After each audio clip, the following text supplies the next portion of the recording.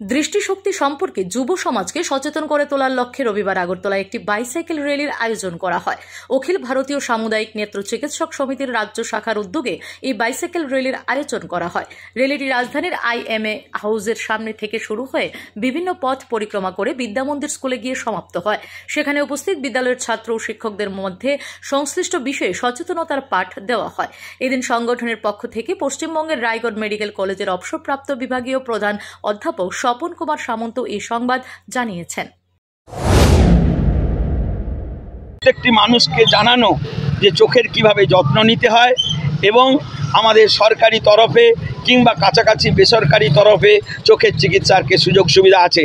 আজ আমার সঙ্গে আছেন আমাদের অখিল ভারতীয় সামুদায়িক নেত্র চিকিৎসক সমিতির ত্রিপুরা শাখার সভাপতি ডাক্তার বিজয় দেব বর্মন।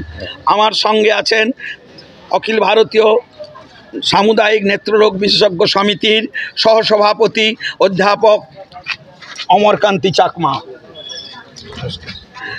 আমার সঙ্গে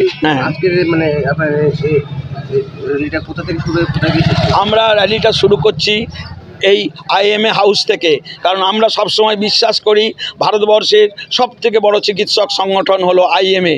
তাই আমাদের চিকিৎসকদের যে কিছু উদ্যোগ সব কিছুই আমরা শুরু করি IMA হাউস থেকে, এবং আমাদের মূল লক্ষ্য হলো আমাদের ছাত্ররা। Bureau report, S Bharat live 24 hours.